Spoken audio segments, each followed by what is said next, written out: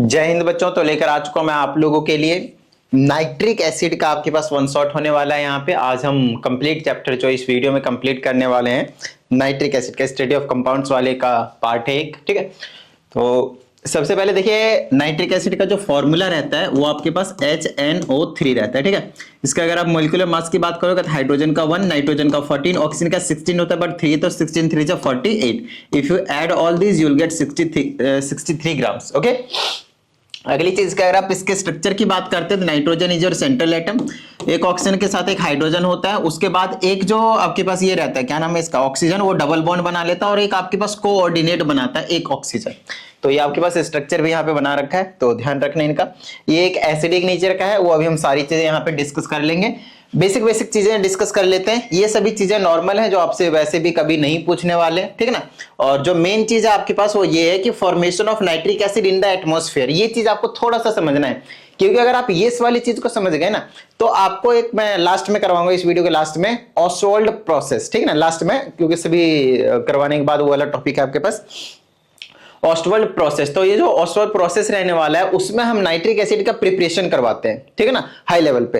तो उसको हम कैसे करवाएंगे उसका एक यहाँ पे एक झलक है, एक आइडिया है कि कैसे कैसे होता है। ये तो नेचुरली बनता है बट बहुत कम अमाउंट में, बट हम उसे बहुत ज्यादा अमाउंट में बिल्कुल सेम प्रोसेस को फॉलो करके बना सकते हैं। आइए बताते हैं। सबसे जो पहला स्टेप आपको यहाँ पे जो नोटिस करना है वो ये है कि ड्यूरिंग लाइटनिंग, ये वाली डिस्चार्ज, ड्यूरिंग लाइटनिंग, जब लाइटनिंग आती है उस टाइम पे नाइट्रोजन जो प्रेजेंट होता है एटमॉस्फेयर में वो ऑक्सीजन के साथ मिलकर नाइट्रिक ऑक्साइड बना लेता है, N2O2 दोनों मिलकर क्या बना लेता है नाइट्रिक ऑक्साइड। बैलेंसिंग के लिए आप यहाँ पे 2 लगा देंगे और कुछ नहीं, ठीक है, नाइट्रिक ऑक्साइड या फिर आप इसे कहते हैं नाइट्रोजन मोनोऑक्साइड, ठीक है ना। चलो भाई, दूसरा स्टेप होता है कि जो नाइट्रिक ऑक्साइड हो फर्दर ऑक्सीडाइज हो जाता है और बना लेता है नाइट्रोजन डाइऑक्साइड NO2। तो फिर से वही जो आपने NO बनाया नाइट्रिक ऑक्साइड, वो ऑक्सीजन के साथ ऑक्सीडाइज होता है और Na2 बना लेता है, नाइट्रोजन डाइऑक्साइड बना लेता है NO2, ठीक है।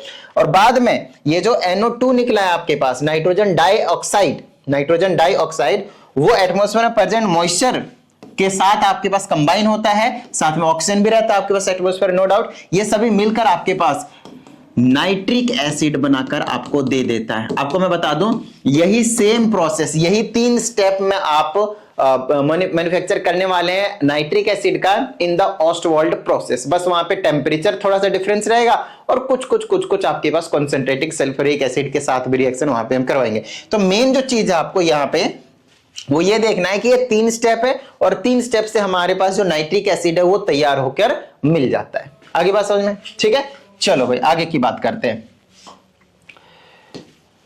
आगे हमारे पास लेबोरेटरी प्रिपरेशन है कि किस तरीके से इसको जो प्रिपेयर है वो आपके पास किया जाता है। आगे बात समझ में, ठीक है। चलो भाई, तो फटाफट देखिए बेसिक सा प्रिपरेशन है, इसमें ज्यादा कुछ टेंशन लेने की जरूरत नहीं है। सबसे पहले रिएक्टेंट देखना है कि क्या क्या है। रिएक्टेंट के नाम पे नाइट्रेट्स हैं आपके पास, 2 नाइट्रेट्स हैं, या तो आप पोटेशियम नाइट्रेट लीजिए या फिर आप सोडियम नाइट्रेट लीजिए, दैट्स योर चॉइस। इसमें आपको कोई रोक टोक नहीं है भाई, ठीक है ना।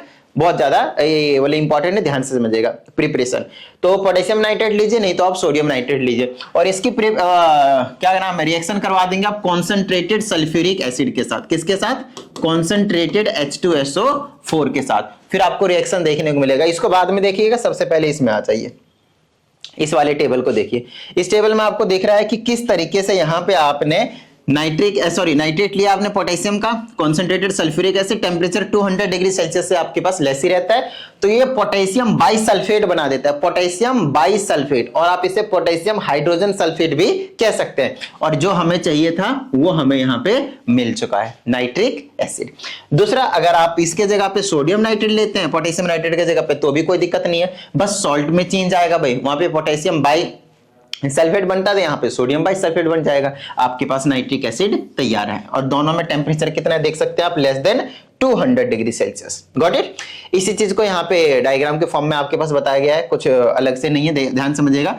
यहाँ पे आपने क्या ले लिया, वही सल्फ्यूरिक एसिड, और कोई सा भी सॉल्ट ले लीजिए, आप पोटेशियम नाइट्रेट का या फिर सोडियम नाइट्रेट का, यहाँ पे मिक्स कर देंगे। जैसे आप यहाँ से हिट करेंगे आपको यहाँ पे ब्राउन फ्यूम्स निकलता हुआ दिखाई देगा, जो कि यहाँ पे आ जाएगा आपके पास। ये ब्राउन फ्यूम्स है क्या पता है? NO2 है। क्या ये NO2 है? ये जो नाइट्रोजन डाइऑक्साइड है वो आपके पास NO2 के फॉर्म में थोड़ा सा ब्राउन, थोड़ा सा येलोइश इस टाइप का रहता है, ठीक है। और बाद में यहाँ पे हम क्या करते हैं, वाटर के साथ मिक्स करते हैं। और आपको पहले से पता है कि भाई हमारे पास अगर NO2 है, अगर उसको हमने वाटर में मिक्स कर दिया, साथ में ऑक्सीजन तो यहाँ पे एटमॉस्फेयर का है ही है, तो ये सभी मिलकर आपके पास क्या बना देता है, नाइट्रिक एसिड। देखो अभी ऊपर जो बताया वही चीज यहाँ पे हो गया ना, वही सेम चीज है, कुछ अलग नहीं है। ठीक है, ये लेबोरेटरी प्रिपरेशन है, कहने का मतलब जब स्मॉल क्वांटिटी में हमें प्रिपेयर करना होता है तब की बात कर रहे हैं। लेकिन अगर हम इसी चीज को थोड़ा सा कमर्शियल लेवल पे लेकर जाते हैं तो उस टाइम पे हम पढ़ते हैं वहां पे ऑस्टवाल्ड प्रोसेस। ठीक है, चलो खैर उसकी हम बात कर लेंगे, फिलहाल हम आगे की बात कर लेते हैं। और कलेक्शन आपके कहां पे आप कैसे कलेक्ट करते हो, तो कलेक्ट करने की आप यहां पे देख सकते हैं, बड़ा सिंपल सा है। कहते हैं nitric acids are condensed to your light yellow liquid. तो लाइट येलो हल्का सा पीला जो आपके पास देखने को मिलता है, उसी को हम कहते हैं, वो कैसे करते हैं, ठंडा करने के बाद हमें मिल जाता है। जो अभी हमने ऊपर वहां पे ये वाला देखा ना आपने, यहाँ पे ये देखो, ये वाला यहाँ पे पहले गर्म था, ब्राउन फ्यूम्स था, फिर ठंडा करा तो उसके बाद आपको नाइट्रिक एसिड मिल गया लाइट येलो कलर का। ठीक है, चलो भाई, उसके बाद हम the yellow colour of the acid is removed. देखिए जो इंपॉर्टेंट वो चीजें ज्यादा फोकस करके पढ़िएगा। ठीक है ना, कि यहाँ पे आपके पास आ जाता है येलो कलर जो है आपके पास उसका किसका, नाइट्रिक एसिड का, वो किस तरीके से रिमूव कर सकते हैं। उसके आपके पास यहाँ पे 2 स्टेप है रिमूव करने के। पहले स्टेप में कहता है कि अगर आपने CO2 या फिर कोई भी ड्राई एयर आपने पास करा दिया वही येलो एसिड के साथ में, तो कलरलेस हो जाता है, क्योंकि वो उसमें से ना NO2 को भगा देता है। क्योंकि NO2 की वजह से थोड़ा सा लाइट येलो कलर उसमें होता है, ब्राउन फ्यूम्स जो होता है ना, उसकी वजह से लाइट येलो दिखाई देने लग जाता है हमारे पास नाइट्रिक एसिड, तो इसको ये बाहर भेज देता है, तो उसकी वजह से आप क्या हो जाता है, वो कलरलेस हो जाता है। दूसरा तरीका है कि आप बहुत ज्यादा अमाउंट में वाटर ऐड कर दो, बहुत ज्यादा अमाउंट में क्या कर दो, आप वाटर ऐड कर दो, जिसकी वजह से नाइट्रोजन डाइऑक्साइड गैस डिसॉल्व हो जाता है वाटर में, तो जो NO2 था ना वो वाटर में डिसॉल्व हो गया और लगभग वो जो येलो कलर है वो भी आपके पास गायब हो जाते हैं। तो ये 2 तरीके हैं जो आपने समझना है। ठीक है, प्रिकॉशन देखिए नॉर्मल सी चीज होती है कि कोई भी एक्सपेरिमेंट करते हैं तो आपको नॉर्मल सी चीज पता होनी चाहिए, क्या क्या प्रिकॉशंस लेनी चाहिए, राइट। अगर हम प्रॉपर्टीज की बात करते हैं तो कलर इसका अगर देखें तो ये कलरलेस लिक्विड होती है और 98% इसकी कॉन्सेंट्रेशन होती है, मतलब बहुत तगड़ा एसिड होता है आपके पास। But the commercial nitric acid is 68% concentration. इसका मतलब ये है कि जनरली अगर हम कॉन्सेंट्रेटेड नाइट्रिक एसिड की बात करते हैं 98% है, दैट्स फाइन, बट जो मैक्सिमम टाइम कमर्शियली जो यूज करते हैं वो आपके पास 68% होती है। व्हाट डज इट मीन, कि अगर आपके पास 100 ml आपके पास एसिड है तो उसमें से 68 ml, ये मैं कमर्शियली बता रहा हूं, ठीक है ना, 68 ml आपके पास HNO3 होने वाला है, वहीं पे जो रिमेनिंग 32 ml होने वाला है वो आपके पास वाटर समझ लीजिए। आगे बात समझ में, तो डाइल्यूटेड नहीं है ये, कॉन्सेंट्रेटेड ये स्टिल, क्योंकि अभी भी यहाँ पे आप देख सकते हैं वाटर की क्वांटिटी काफी कम है। ठीक है ना, कम है। वाटर देखेंगे तो सफोकेटिंग स्मेल होती है, मतलब आपको वहां पे रहना मुश्किल हो जाएगा अगर ऐसी स्मेल आती है। टेस्ट आपके पास नो डाउट एसिडिक होने वाला है, सोर टेस्ट।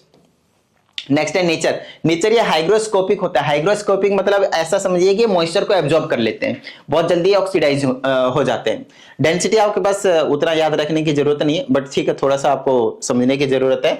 और अगर आप यहाँ पे देखें तो ये डेंसिटी ना आपको बस इतना याद रखना कि वाटर से कम है या वाटर से ज्यादा है। तो आप देख सकते हैं 1.54 है। वाटर की कितनी होती है याद है सबको, नहीं याद है, चलो मैं याद कर दूं, 1 ग्राम पर सेंटीमीटर क्यूब, ये वाटर की डेंसिटी है। ठीक है, चलो भाई आगे की बात करते हैं। मतलब ये वाला जो डेंसिटी है वो आपके पास 98% वाले का, जिसकी डेंसिटी ज्यादा है, बट जो 68% वाला यूज करते हैं क्योंकि आपके ऊपर वाटर ऐड कर दिया है जिसकी डेंसिटी कम है, ओवरऑल थोड़ी सी डेंसिटी कम हो जाती है जो कि 1.42 है। ठीक है ना, मतलब कमर्शियल वाला जिसमें 68% वाला उसकी डेंसिटी 1.42 है और 98% जो प्योर वाला हो गया ऑलमोस्ट वो आपके पास 1.54 है। बॉइलिंग पॉइंट मेल्टिंग पॉइंट क्या था, it boils at 86 degree Celsius and melts at -42 degree Celsius. याद रखना है इसको। Soluble in water in all proportion, किसी भी प्रोपोर्शन में ऐड कर दो वाटर के साथ मिक्स हो जाने वाला, कोई दिक्कत वाली बात नहीं है। फिर कहता है फिजियोलॉजिकल एक्शन में क्या है, ये नॉन पॉइजनस है, कोई दिक्कत वाली बात नहीं है। लेकिन हाँ ऐसा मत कर देना भाई कॉन्सेंट्रेटेड वाला, ठीक है ना। तो इट हैज कोरोसिव, तो एसिड्स के तो वैसे भी आपको पता होना चाहिए कोरोसिव नेचर होता ही होता है। और ये आपके पास on the skin causes painful blisters, it stains the skin yellow. थोड़ी देर के बाद आपके पास स्किन येलो पड़ जाएगी अगर आपके स्किन पे गिरी हुई है तो। और ये आपके पास रिएक्ट करता है हमारे स्किन के जो प्रोटीन होते हैं उसके साथ, और वो जेंडोप्रोटिक एसिड जो है आपके पास वो फॉर्म कर देता है। ठीक है, चलो अब मेन चीज आते हैं हमारे पास केमिकल प्रॉपर्टीज पे। तो केमिकल प्रॉपर्टीज की अगर हम बात करते हैं तो यहाँ पे देखिए सबसे पहले कहा जाता है pure nitric acid is unstable. ठीक है, इसका मतलब ये है कि अगर आपने उसको खुले में रखा तो रिएक्शन करेगा। अनस्टेबल होने का मतलब देखो, कोई भी चीज अनस्टेबल कब होती है पता है? जब उसके पास एनर्जी ज्यादा होती है। केमिस्ट्री के टर्म में ये कहते हैं हम। और एनर्जी ज्यादा होने का मतलब होता है वो कहीं भी किसी के साथ जाके चिपक जाने वाला है, मतलब रिएक्टिव काफी ज्यादा होता है। एनर्जी ज्यादा होने का मतलब रिएक्टिव ज्यादा होना। अनस्टेबल होने का ही मतलब यही है कि उसके पास एनर्जी ज्यादा आ रही है। अब कहता है कि अगर आपने हीट या फिर सनलाइट के कांटेक्ट में रखा तो इट डिकम्पोज हो जाता है, मतलब इवन एट रूम टेम्परेचर और 25-30 डिग्री सेल्सियस के आसपास में भी क्या होता है, इसलिए इसको बिल्कुल पैक करके थोड़ा सा कूल जगह पे रखा जाता है। जैसे कि सनलाइट के प्रेजेंस में नाइट्रिक एसिड ना जिससे बना था उसी में तोड़ दो भाई, बैलेंसिंग तो आप लोगों को आती है, बताओ हाँ या नहीं? बिल्कुल बेसिक सी चीज है ना। जिससे मिलाकर बनाया था आपने नाइट्रिक एसिड, देखो यही चीज तो मिलाए थे, nitrogen dioxide, water and oxygen, वही मिला था, उसको अब तोड़ देंगे, वही चीज बना दो भाई, और कुछ एक्स्ट्रा काम यहाँ पे हमने नहीं करा हुआ है, ठीक है। एसिडिक प्रॉपर्टीज आप लोगों को पता ही है भाई, बिल्कुल सिंपल है। ये एक मोनोबेसिक एसिड होते हैं। मोनोबेसिक मींस एक H+ को रिलीज करता है, एक H+, एक ही है इसके पास, वैसे भी HNO3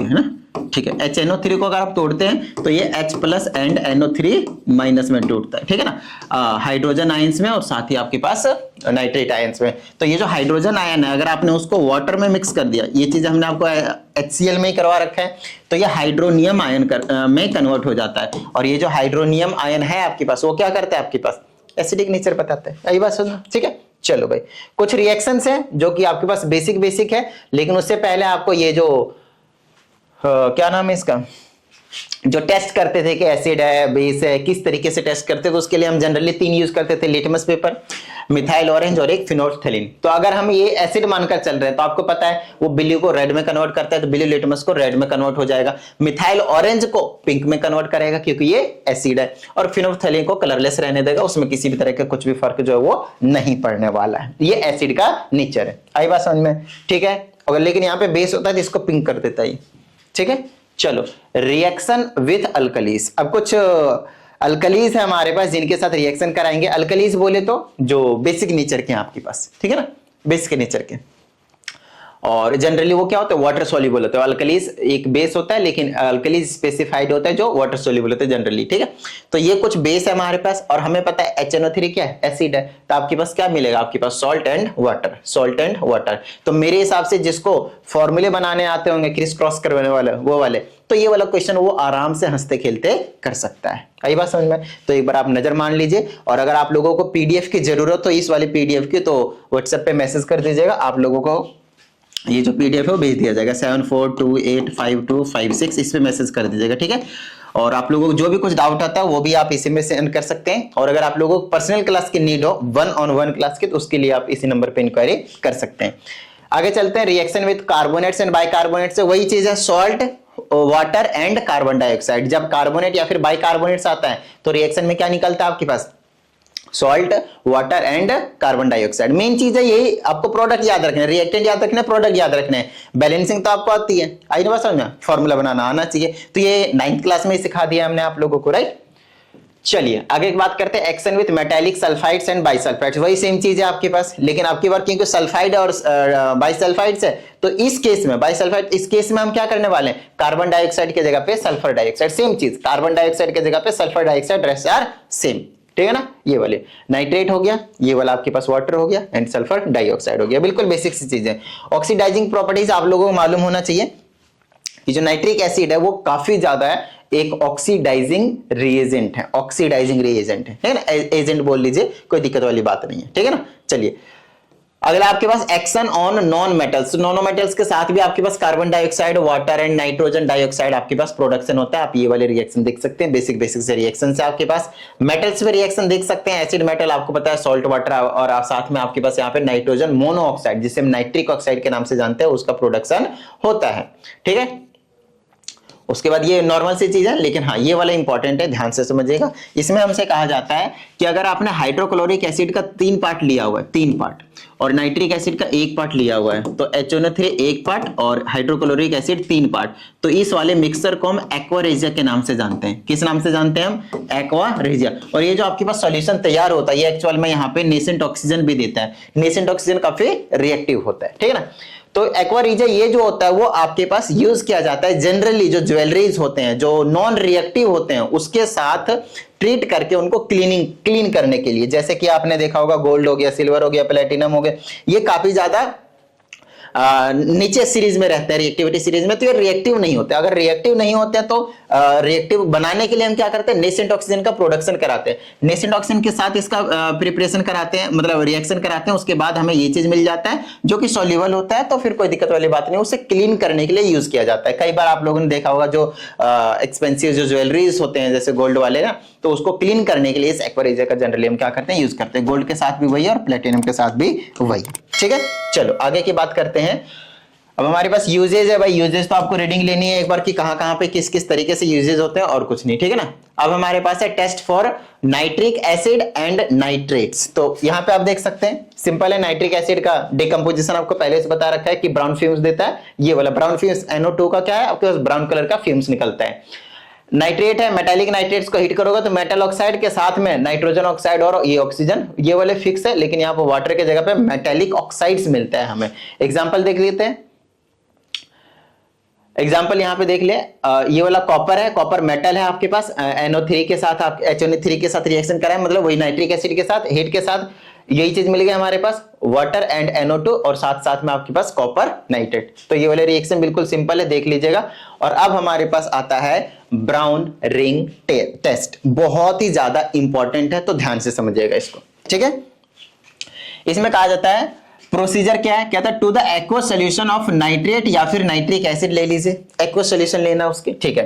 कहता है add freshly prepared saturated solution of iron, solution नहीं होगा ये सॉल्यूशन होगा, ठीक है ना, solution of iron to sulphate. समझते हैं आयरन टू सल्फेट क्या होता है, FeSO4, इसको हम फेरस सल्फेट के नाम से भी हम यहाँ पे जानते हैं। तो ये रहा आपके पास, यहाँ पे देख लें नाइट्रेट है इसमें और साथ में आयरन टू सल्फेट का ये सॉल्यूशन है, ये वाला हमने इसमें बना लिया है। फिर हमसे कहा जाता है now add concentrated sulphuric acid carefully from the slides of the test tube. ध्यान रखना जब भी आप ये वाले रिएक्शन करें तो ऐसा नहीं कि पूरा उड़ेल दिया इसके ऊपर डायरेक्टली, नहीं, आपको बिल्कुल प्यार से इसके कॉर्नर पे यहाँ पे प्लेस करना, धीरे धीरे धीरे धीरे धीरे धीरे मिक्स होना चाहिए, धीरे धीरे धीरे धीरे मिक्स होना चाहिए। वैसे भी आपको पता होना चाहिए कि वाटर में डायरेक्टली एसिड ऐड करोगे तो क्या ही होने वाला आपके पास, है ना, धड़ाम से आपके पास बहुत ज्यादा एक्सोथर्मिक रिएक्शन होता है, जिसकी वजह से ग्लास के स्लाइड में डालते हैं और धीरे धीरे धीरे ड्रॉप बाय तो वो नीचे चलता रहता है। आगे हमसे कहा जाता है should not fall dropwise in the test tube so that it should not, ध्यान से अगर यहाँ पे ड्रॉप वाइज कहां पे डालना है ये भी ध्यान रखना आपने। अगर आपने यहां से ड्रॉप वाइज डायरेक्टली इसमें सॉल्यूशन में डाला तो एक्सोथर्मिक रिएक्शन दिखा रहा है, वही चीज नहीं करनी है, आपको किस में रखना है, ये जो टेस्ट ट्यूब है टेस्ट ट्यूब के बिल्कुल स्लाइड में डालना है ताकि ये धीरे धीरे धीरे धीरे यहाँ पे जाकर मिक्स हो जाए। आई बात समझ में, इंपॉर्टेंट पॉइंट है। फिर कहता है cool the test tube in water, water को आपको क्या करना है, ठंडा कर देना है। अब अगर आप ठंडा करेंगे तब आपको यहां पे ऑब्जर्वेशन देखने को मिलेगा, और क्या ऑब्जर्वेशन है, कहता है ये brown ring appears at the junction of the two liquids. जो हमारे पास दो लिक्विड थे उसके बीचों बीच में यहां पे आपके पास एक ब्राउन कलर का आपके पास रिंग देखने को मिलेगा, इसी को हम कहते हैं ब्राउन रिंग टेस्ट। तो इसके रिएक्शन आपके पास यहां पे कुछ लिखे हैं, एक बार याद कर लीजिएगा, इसको प्यार से देख लीजिए अच्छे से और इसको याद कर लीजिएगा। आई बात समझ में, ठीक है, चलिए आगे। Okay, effects of heat on nitrates, तो अगेन वही चीज है, ये वाले डिकम्पोजिशन रिएक्शन से ये आप लोगों ने ऑलरेडी किए हुए हैं, 9th क्लास में करवा रखा है ये सारी चीजें, ये सभी के सभी डिकम्पोजिशन रिएक्शन आपको 9th क्लास में ही हमने करवा रखा है। आई बात समझ में, ये क्या खत्म हो गया। चलो अब आपको एक इंपॉर्टेंट सी चीज बता रहा हूं, ध्यान समझिएगा। अब मैं आप लोगों को प्रिपरेशन करवाने जा रहा हूं किसका, ऑस्टवाल्ड प्रोसेस से नाइट्रिक एसिड का, ठीक है ना, तो ध्यान से समझिएगा। आइए फटाफट करवा देता हूं, उसके बाद ये जो आपके पास चैप्टर है वो आपके पास कंप्लीट हो जाने वाला है, और बेसिक सा है, ज्यादा कुछ टेंशन लेने की जरूरत नहीं है, ठीक है ना। स्टडी ऑफ अमोनिया के लास्ट में आपके पास यहाँ पे ऑस्टवाल्ड प्रोसेस जो है वो देखने को मिलेगा। आ जाओ किधर है, ऑस्टवाल्ड प्रोसेस एडवांटेजेस हो गया, ये भी हो गया, ये रहा भाई। तो मैन्युफैक्चर ऑफ नाइट्रिक एसिड, यहाँ पे आपके पास नाइट्रिक एसिड का हम प्रिपरेशन कराने वाले हैं, बड़ा ही बेसिक सा है, तो ध्यान से समझिएगा, ठीक है। तो ये चीजें तो कोई दिक्कत वाली बात नहीं, मेन चीज हम यहाँ पे आते हैं, कैटालिटिक ऑक्सीडेशन ऑफ अमोनिया। तो किससे प्रिपरेशन कराते हैं, सबसे पहले तो आपको यह समझना है। तो यहां पे हम प्रिपरेशन कराते हैं 10 वॉल्यूम्स लेते हैं एयर का, 10 वॉल्यूम्स लेते हैं किसका, एयर का, और दूसरी चीज 1 वॉल्यूम्स लेते हैं किसका, अमोनिया का। 1 वॉल्यूम्स अमोनिया का। तो अमोनिया एंड एयर इन दोनों का मिक्सर से हमारे पास जो नाइट्रिक एसिड है वो मिलने वाला। एयर के नाम पे यहाँ पे आप क्या समझेंगे, oxygen gas. Oxygen and ammonia इन दोनों से आप यहाँ पे क्या करने वाले हैं, प्रिपरेशन करवाने वाले हो। अगर आपको याद है जो स्टार्टिंग में भी बताया था, लाइटनिंग आया, डिस्चार्ज हुआ था लाइटनिंग, फिर कंबाइन हुआ था कौन कौन, ऑक्सीजन नाइट्रोजन, तो आपके पास नाइट्रिक ऑक्साइड मिला था। नाइट्रिक ऑक्साइड वापस ऑक्सीडाइज हुआ था ऑक्सीजन के साथ, तो नाइट्रोजन डाइऑक्साइड मिला था। फिर नाइट्रोजन डाइऑक्साइड वाटर ऑक्सीजन के साथ मिक्स कर नाइट्रिक एसिड आपको दे दिया था। वही सेम काम आपके पास यहाँ पे देखने को मिलता है, वही सेम काम आपके पास यहाँ पे देखने को मिलता है। ब्लॉक डायग्राम देखना है तो ध्यान से देखते जाइए और सारी चीजें आपको यहाँ पे समझ में आ जाएगा, यहाँ से बड़े प्यार से समझ में आ जाएगा। तो ये हमने एक चैम्बर लिया जिसे हम बोलते हैं कैटालिटिक चैम्बर। कैटालिटिक चैम्बर मतलब यहाँ पे कुछ कंडीशंस को हम स्पेसिफाई करते हैं, चेंज करते हैं। यहाँ से हमने 10 वॉल्यूम्स, ध्यान रखिएगा 10 वॉल्यूम्स ऑफ एयर लेना होता है और 1 वॉल्यूम्स ऑफ अमोनिया लेना होता है। दोनों का मिक्सर यहाँ किया। टेम्परेचर इस कैटालिटिक चैम्बर का हमने रखा है 800 डिग्री सेल्सियस। कितना, 800 डिग्री सेल्सियस। तो यहाँ से जो हीट प्रोडक्शन हो रही है वो हीट एक्सचेंजर के थ्रू यहाँ पे आ गया, जहां पे हमने वाटर डाला है ताकि वो कूल डाउन हो जाए, और कूल डाउन होने के बाद यहाँ पे वो एयर के कांटेक्ट में आता है, ऑक्सीजन के कांटेक्ट में आता है, और आगे यहाँ से जाने के बाद ये चला जाता है ऑक्सीडाइजिंग चेंबर में। ये आपके पास ऑक्सीडाइजिंग चेंबर है। ऑक्सीडाइजिंग चेंबर का मतलब आप समझ रहे हैं कि यहाँ पे क्या हो चुका है, जितना भी यहाँ पे NO2 का प्रोडक्शन हुआ है वो यहाँ पे आ चुका है। NO2 का प्रोडक्शन हो चुका है यहाँ पे, ठीक है ना, NO2 का, यहाँ पे NO2 का प्रोडक्शन हो चुका है, ठीक है। तो नाइट्रोजन डाइऑक्साइड का बन चुका है। अब नाइट्रोजन डाइऑक्साइड किसके साथ जाकर मिक्स होएगा, वाटर के साथ भाई। तो वाटर के साथ यहाँ पे मिक्स होएगा और एब्जॉर्ब करेगा, एब्जॉर्प्शन टावर इसको बोलते हैं। तो ये सिंपल सी बात है, यहाँ पे आपके पास वाटर के साथ मिक्स होगा, ये आपको पता ही रखा है, टिडिंग टिडिंग, और ऑक्सीजन तो रहेगा एटमॉस्फेयर का, और सीधा काम बन जाएगा HNO3 का। तो यहाँ पे आपके पास नाइट्रिक एसिड का प्रिपरेशन देखने को मिल जाएगा। तो ये वाला तो जनरली आपको बनाने के लिए नहीं दिया जाता है, क्योंकि कितना ही क्या क्या बनाइएगा इसमें, बट ठीक है, फिर भी आप लोगों को एक आइडिया होना चाहिए। जस्ट ब्लॉक बना बनाकर, आपको ऐसा नहीं कि डिजाइन आपको बनाना है, ब्लॉक बना बनाकर उसको लेवल्ड जरूर करना है अगर आ जाए तो। एग्जाम्पल देखिए, अमोनिया ये बना लिया, NO में कन्वर्ट हुआ, H2O और हीट में कन्वर्ट हुआ, फिर NO किस में कन्वर्ट हो जाएगा, दूसरा वाला बनाया ना, देखो NO किस में होगा, ऑक्सीजन के साथ में NO2 बन चुका है। NO2 फिर क्या करेगा, एब्जॉर्ब करेगा और ये वाटर के साथ मिक्स कर, वही सेम प्रोसेस जो स्टार्टिंग में आपको एक्सप्लेन किया, वही 3 स्टेप है आपके पास, यही 3 स्टेप है। ये वाले ना स्टेटमेंट सभी, ये जो मैंने आपको पढ़कर नहीं बताया हुआ है, सिर्फ मैंने आपको एक्सप्लेन कर दिया था। आपको एक बार रीडिंग जरूर लेना है इन सभी जो भी यहाँ पे मैंने लिख दिया ना, इसका मतलब ये कि बहुत ज्यादा इंपॉर्टेंट चीजें हैं, ध्यान से समझना, ठीक है ना। इन शॉर्ट लिखा हुआ है और ये बहुत अच्छी चीज है कि आप लोगों को आसानी से समझ में आ जाएगा। इन शॉर्ट अगर आप ब्लॉक डायग्राम बनाना चाहते हैं, फ्लो चार्ट, तो इस टाइप से भी बनाकर आप दिखा सकते हैं, कोई दिक्कत वाली बात नहीं। जरूरी नहीं कि आपके पास ये वाला जो डायग्राम है, ये वाला जो फिगर है ऐसा आप बनाए, नो नीड, ठीक है ना। आप क्या कर सकते हैं, ऐसा कुछ बना सकते हैं जिसमें आप दिखा देंगे। इसमें भी काफी ज्यादा इंफॉर्मेटिव है, ये भी ऐसा नहीं है कि ये सही नहीं है। आप यहाँ पे अमोनिया का 1 वॉल्यूम, एयर का 10 वॉल्यूम, लेकिन ये कार्बन फ्री या फिर डस्ट फ्री होनी चाहिए, ठीक है। उसमें ऊपर लिख दिया है मैंने, ये चीजें रीडिंग करने के लिए होती है। फिर कैटालिटिक चैम्बर में आपको रिएक्शन दिखा देने, देखिए यही रिएक्शन होता था, NO बना था, फिर हीट एक्सचेंजर गया, फिर ऑक्सीडेशन स्टेट में ऑक्सीडाइज होता था, NO2 बन गया। NO2 बनने के बाद वो वाटर के साथ मिक्स होता है, तो ये हो गया एब्जॉर्प्शन टावर पे ये होता था, तो नाइट्रिक एसिड आपके पास तैयार है। इन शॉर्ट आपको ये वाली जो चीज है वो बहुत अच्छे तरीके से आना चाहिए। आगे बात समझ में। और यहाँ पे हमारे पास जो नाइट्रिक एसिड का चैप्टर है वो आपके पास हो जाता है कंप्लीट। तो उम्मीद करता हूँ सभी चीजें आप लोगों को क्लियर हो गई होगी, और अगर ऐसा आता है फटाफट वीडियो को लाइक कर दीजिए। साथ ही अगर आप इस चैनल पे एक नई स्टूडेंट है तो चैनल को सब्सक्राइब करके बेल आइकन को जरूर प्रेस कीजिएगा। मिलते हैं अगली वीडियो में, प्रैक्टिस करते रहिएगा। जय हिंद।